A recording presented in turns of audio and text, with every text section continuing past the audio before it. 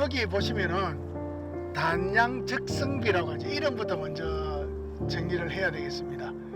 여기가 적성산성에 있는 비석이라서 적성비입니다. 거기는 적성이란 곳 자체가 고유지명인 거지. 예, 단양적성비가 되겠고요.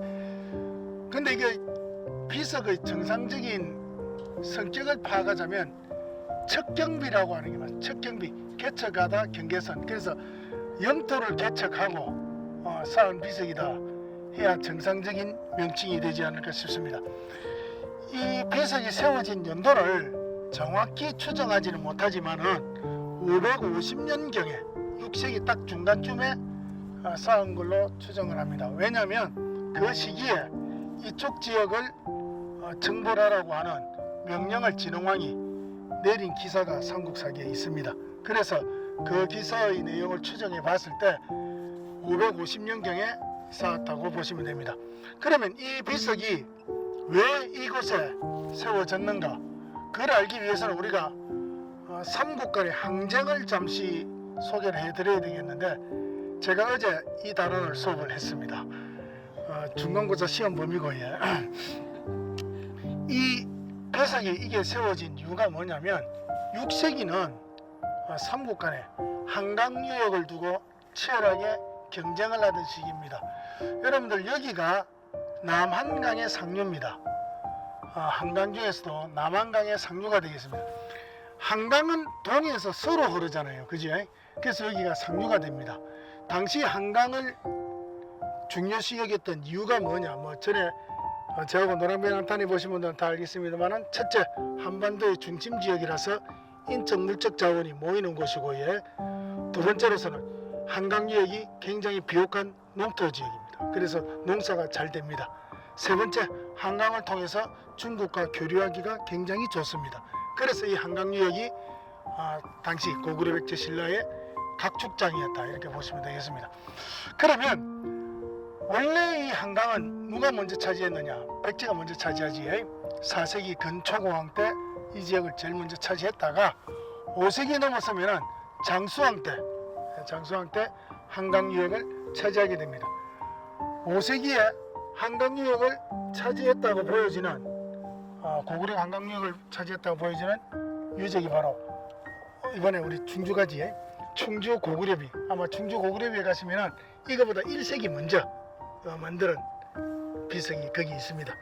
그러면 이제 6세기가 되면 백제도 고구려에게 복수를 해야 되고 고구려도 지켜야 되겠죠. 그래서 6세기 초부터 시작해서 백제와 고구려가 아주 치열하게 이 지역을 놓고 싸웁니다. 싸우는데, 그러다 보니까 신라에 대해서 별 관심이 없는 거예요, 둘이서. 그런 가운데 신라에서도 아주 훌륭한 임금이 내리 3명 나옵니다. 지정왕, 보펑왕, 진흥왕. 이 3명이 연속으로 나오면서 신라가 굉장히 발전을 하게 돼요. 그래서 자, 다시 이제 이 적성비를 세운 주인으로 간 주체가 되는 진흥왕으로 말씀을 드리면은, 진흥왕은 6세기 왕이 오르자마자 화랑도를 국가적 준군사 조직으로 만들고 황룡사를 지어가지고 국가적 지위를 격상시킵니다. 그러고 난 뒤에 본격적으로 정복활동에 나서는데, 여러분들 아까 제가 말씀드렸습니다마는 백제도 고구려에 복수를 해야 되잖아요. 그래서 성왕, 그 당시 백제는 성왕이거든요. 성왕하고 진흥왕은 기존에 있던 나제 동맹을 더욱더 강화시킵니다. 그래서 자, 여러분들 지도를 머리에 그리면서 보시겠습니다. 백제는 어느 쪽으로? 하류 쪽으로. 여러분들 그 서울 있는 곳이 한강 하류죠, 그죠? 그리고 신라는 남한강 쪽으로 해가지고 상류 쪽으로 그렇게 공격을 해 나갑니다. 그러면 어떤 결과가 나타나냐? 공격하는 쪽은 둘인데 방어하는 고구려는 전선이 이중으로 형성이 되잖아요. 결국 그 작전은 정확하게 통용이 됩니다. 그래서 결국 이깁니다. 그래서 아까 제가 말씀드렸습니다만은 이 지역을 신라가 먼저 차지하는 겁니다. 그래서 이 지역에 단양 적성비를 세웠는데, 원래 이 지역이 고구려 영토였잖아요. 그러면 그래서 고구려 영토였던 사람을 신라가 편입을 하면서 고구려 사람들에게 너희들 아내 짓게 너희들은 신라 백성으로서 잘 살게 해줄게 라고 안무한다 그러거든요. 편안하게 안무하는 그런 비석이라고 생각하시면 됩니다. 이 지역을 원래 다스렸던 여기 아마 저 호족이 있었던 모양이래요. 이 지역에 그 사람을 이름이 야이찬가는 그 사람을 상을 주면서 너희도 신라에게 충성을 다하면 이렇게 상을 받을 수 있다 라는 내용이 여기 적혀 있고요. 이 비석에는 우리가 들으면 아는 인물들이 몇 명이 나와요. 이사부도 나오고 김무력도 나옵니다. 김무력이 바로 김유신 아버지죠, 그죠? 김무력도 나옵니다.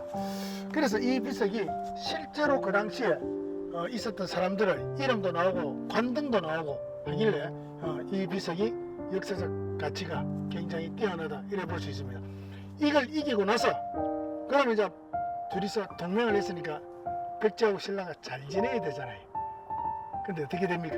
다 아시는 결말이 있잖아요. 예, 신라가 배신 때리죠. 하류를 차지하고 있던 백제를 기습 공격합니다. 그래가지고 하류까지 꿀꺽 먹어버리잖아요. 그러니까 백제로서는 정말 엄청난 배신감이 안 들겠습니까? 그래서 그 배신감에 아무 생각 없이 적극적으로 복수전에 났습니다. 성왕이 복수전에 나섰다가 지금의 충청북도 옥천, 옛날에는 그곳을 관산성이라고 불러서 관산성. 관산성에서 매복하고 있던 김무력군에게 처참하게 패배하고 성왕은 거기서 전사를 하게 되는 그런 역사적 배경을 갖춘 곳이 요 단양적성비하고, 그리고 이 단양적성비 세우고 그 다음 아까 말했듯이 한강 독차지하고 성왕 죽이고 그 다음에 딱 그쪽 지역으로 순수한다는 건 왕이 돌아다닌다는 건 순수하고 북한산 정상에 올라서 비석을 하나 딱 지어오죠. 그게 북한산 진흥왕 순수입니다. 그래서 애들이 시험 칠 때 이런 말 합니다. 비석 순서대로 서시오. 유물 순서대로 서시오. 그럼 제일 먼저 만들어진 것이 아까 말한 충주 고구려비, 그 다음에 여기 단양 적성비, 그 다음에 북한산 순수비, 그리고 하나 더 세우죠. 어디? 창녕에다가 하나 더 세웁니다. 그거는 이제 대가야를 목표로 하지, 그지? 예, 대가야를 그 위험용인데 그 대가야를 해서 대가야까지 먹게 되고 거기다 비석 세운 게 창녕 척경비. 그래서 그리고 이제 저 위로 마운정비하고 황초령비를 세웠다는데 그거는 얼마 되지 않아서 그 땅을 뺏기기 때문에 역사에서는 크게 의미가 없고, 예. 그래서 신라가 6세기에 한강을 차지하는 데 있어서 첫 시작이 되는 비석이다. 그래서 역사적 의미가 굉장히 크다, 이렇게 말씀드릴 수 있겠습니다. 그래서 여러분들 4, 5, 6세기 삼국 간의 항쟁 과정을 이런 유적지앞에서 한 번 더 생각해 보면 좋겠습니다. 이상입니다.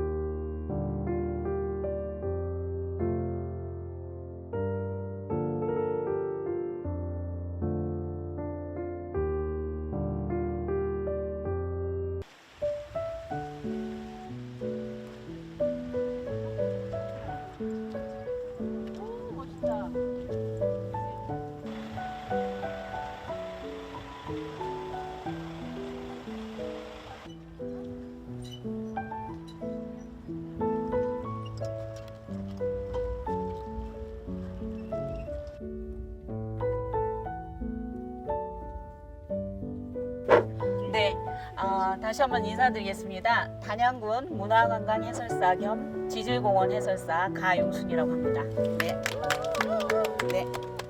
네, 사이남이 왜 사이남인지 간단하게 말씀을 드리겠습니다. 사인이라는 그 명칭은 고려시대 벼슬 이름이에요. 그래서 조선시대로 치면 정사품 정도 되고 현대로 치면 차관급 정도 됩니다. 높은 벼슬이에요. 근데 여기 그 단양 우시신 역동 우탁 선생님이라고 옛날에 교과서에는 고려말의 대유학자 이렇게 나왔습니다. 그건 조금 해석이 너무 조금, 우탁 선생님은 우리의 반만년 역사라고 배웠지만 제가 볼 때는 아닙니다. 점점 거슬러 올라갈 거예요. 과학기술 발달하고 발굴기술 발달. 7,000년, 8,000년 역사 중에 5손가락 안에 드는 천재라고 저는 공부를 하면 할수록 믿습니다. 왜? 안동에 다녀오셨죠, 선생님들 답사 당연히. 퇴계 이황 선생님께서 마음으로 모시는 스승이라고 한 분은 딱 한 분, 우탁 선생님밖에 없습니다. 역동 우탁 선생님. 호가 역동이시죠. 자, 이제 한자를 좀 많이 아시는 선생님, 주역할 때 역자에 이도 됩니다. 흐를 이. 그 다음에 역경이라고도 하고 이러는 경서가 있지 않습니까? 근데 그거 할 때 역자입니다. 그리고 동력동자예요. 우탁 선생님은 단양군 적성면에서 태어나셔서 태실이 적성면에 있습니다. 그분의 벼슬이 사인이었는데 그분이 이 기암절벽에 사인함이라고 붙이신 게 아닙니다. 왜요? 원래 천재나 고수들은 스스로 이런 데 이름을 새기거나 이름을 붙일 필요가 없다는 걸 아십니다.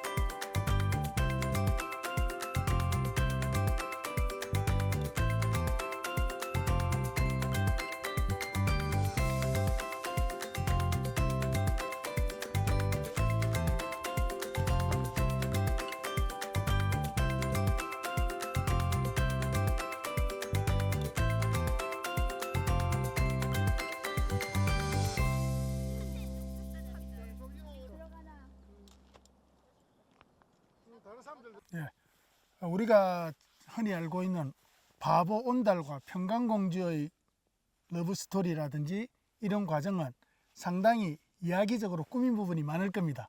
그리고 우리가 흔히 자꾸 붙이는 이름 중에서 바보 온달이라고 하는데, 과연 바보가 무과의 급제를 해가지고 바보가 고구려의 장수가 되어가지고 삼국 항쟁을 이끌었을 것이라고는 아무도 생각 안 할 겁니다.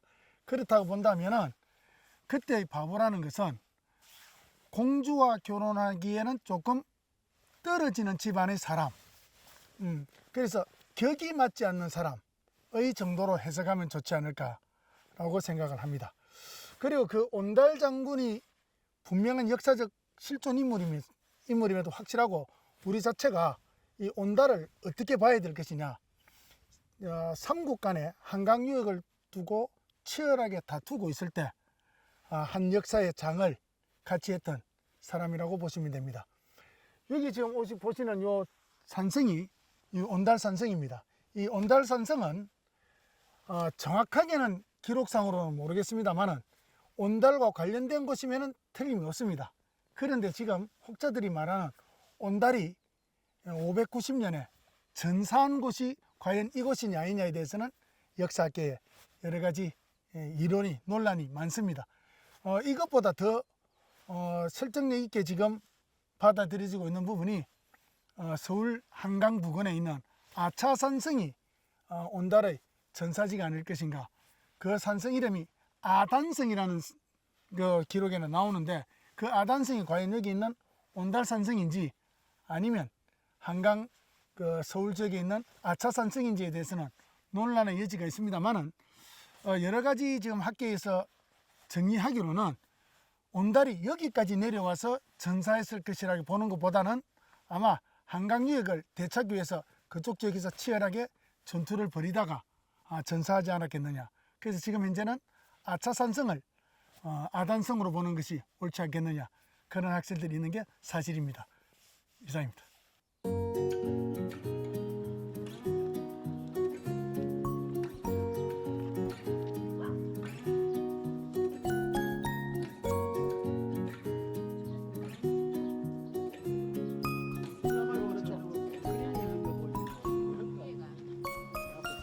예전에는 이게 감실이 여기에 있었는데 이걸 상징적으로 아마 나타내기 위해서 저런 걸 만들어서, 감실이 왜 만들어진 줄 아시죠? 감실은 기본적으로 그 목탑의 흔적이에요. 그러니까 예전에는 목탑을 크게 지어서 사람들이 그 안에 직접 들어가서 부처님의 그 살이나 이런 걸 보고 이제 경배를 드렸거든요. 이제 그렇게 하다가 이제 이게 내구성이 없다 보니까 이 뛰어난 이 백제의 이 석공들이 저 목탑을 돌로 만들면 어떨까 해가지고 시작된 것이 미륵사지 석탑입니다. 그러니까 미륵사지 석탑이 왜 중요하냐면 목탑의 형식을 화강암을 가지고 똑같이 만들어내려 했다고 하는 것이 중요하고, 그러다 보니까 너무 힘들죠.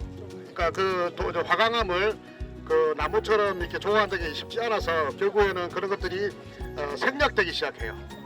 그래가지고 그게 일종의 이제 그 목탑의 입구를 감실로 만들어 가지고 이 안으로 들어간 그 부처님 사리가 있고 여기에다 경배를 하면 마치 우리 신동 안에 들어가서 예배 보는 것과 똑같은 그 느낌을 받을 수 있도록 그렇게 한 것이고, 이거는 그것도 이제 조금 그하다 싶어 가지고 문을 갖다가 흔적으로 만들어낸 겁니다.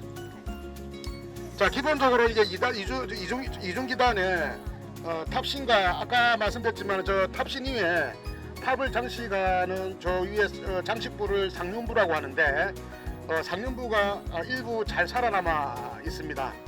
자, 그래서 믿을만한 역사학자, 역사교사 이승우 선생에게 우리가 탑을 볼 때 어떻게 무엇을 중심으로 봐야 되는지 잠시 설명을 듣도록 하겠습니다. 자, 사진은 사진대로 찍으시고 듣기만 하시면 됩니다. 자, 노란배낭에 자주 오시는 분들은 자주 들으셨을 텐데 탑이 무엇 때문에 만들어지는가는 아시죠? 탑의 용도는 부처님의 사리를 모셔놓는 곳입니다. 그런데 부처님의 사리가 이제 많이 없고 모자라니까 그때부터는 불경을 안에 넣게 되지요. 그리고 요 아까 말했던 요 감실 부분, 요런 데가 이제 목탑의 흔적이다. 예, 우리 박종정 단장님 말씀하신 그거고. 자, 우선 탑을 볼 때 기단부입니다. 이 기단부, 기초라 이 말이에요. 기초, 기단부. 그리고 요거를 옥계석이라 그러거든요. 옥계석. 옥계석을 받치고 있는 층부터 1층, 그럼 여기 1층, 2층, 3층, 요거를 탑신부라고 합니다. 탑신부, 탑의 몸뚱아리 부분이다. 그리고 저 위에 있는 저 부분, 저거를 상륜부라 그럽니다. 상륜부. 근데 일반적으로 상륜부는요, 벼락을 맞거나 여러 가지 자연재해로 인해서 망실되는 경우가 많습니다. 그런데 이 탑의 경우에는 저 상륜부가 남아 있는 걸로 봐서 상당히 역사적 가치가 있다고 보여지는 거지요. 그리고 여기 옥계 받침을 이고 있다 했는데, 옥계 받침이 통일신라 최전성기 때 8세기 그때는 옥계 받침이 5개입니다. 근데 이게 옥계 받침이 지금 4개입니다. 이게 점점 후대로 내려가면 내려갈수록 옥계 받침의 수가 적어지고, 여기에 옥계석에 붙이는 요 날렵함도 점점 무뎌지게 되는 거죠. 그래서 여기에 요거는 좀 덜 묻어졌는데 옥계 받침이 4개인 걸로 봐서 9세기 신라 말기, 그래서 10세기까지는 아직 안 넘어갔고 9세기 정도가 아니겠느냐, 그래 지금 추정을 하고 있고, 여기 하나 좀 단점 중에 하나라는 건 비례가 조금 안 맞습니다. 그러니까 여러분들 그 석가탑 있죠. 석가탑, 불국사 삼청석탑, 정확하게 비례가 맞습니다. 그거는. 그래서 이게 비례미가 약간 떨어진다. 그래서 지방에 이런 탑을 세우는 것은 당시에 특 A급 도공은 아닐 것이다. 그렇게 보시면 되고, 이 지금 기단이 하나, 두 개 있지 않습니까? 이런 거를 이층기단 혹은 이중기단이라고 부릅니다. 그리고 일반적으로 우리나라는 이층기단이 많습니다. 그리고 일본 같은 나라는 나무가 많잖아요, 그죠? 그래서 일본에는 목탑이 많고, 우리나라는 화강암이 많아서 석탑이 많고, 중국에는 벽돌이 많기 때문에 벽돌탑인 천탑이 많습니다. 그래서 동아시아 3국에서 같은 탑이라고 하더라도 목적은 같아도 약간의 재료라든지 형식은 분명히 다르다는 점 아시면 되겠습니다. 예. 여기 우리 이제 요 몸돌 위에 보면은 여기 보면 받침돌 같은 게 또 있죠. 이걸 괸돌이라고 그래요. 괸돌. 괸돌인데 이걸 여기는 요 2층으로 돼 있으니까 2층 괸돌. 요거는 이제 우주석. 요게 괸돌이죠. 괸돌. 여기에 우주석이라고 하고 요걸 탱두석이라고 해요. 이거 하나하나가 지명 명칭이 다 있어요. 근데 저는 사실은 모태신앙이 기독교 모태신앙이라 잘 모릅니다. 솔직히 제가 말씀드립니다. 근데 어쨌든 이 명칭 하나하나가 전부 다 의미가 있고 다 뜻이 있습니다. 그래서 탑을 볼 때 아까도 우리 저 이승우 선생님이 이야기했지만은 이 옥계석의 개수가 몇 개냐, 그 다음에 이 감실이 있느냐 없느냐 따라 가지고 시기나 이런 것들을 알 수가 있고요. 그 다음에 기단도 나중에 우리가 여러분들 저 충청북도 충주나 이쪽으로 가면 굉장히 특이한 탑들을 많이 보게 되거든요. 불상하고 그런 경우도 사실은 이제 시대가 지나면서 이게 좀 자유롭게 조금 바뀌는 경향들이 많이 있습니다. 나중에 실제로 여러분들이 다른 지역에 답사를 가시면 그런 것들을 볼 수 있을 것이라 이렇게 생각을 합니다. 자, 우리 여기가 어떻든 보물인데 꽃이 참 좋네요. 마지막으로 단체 사진 찍고 마무리하고 부산으로 내려가는 걸로 그래 하겠습니다. 옐로우.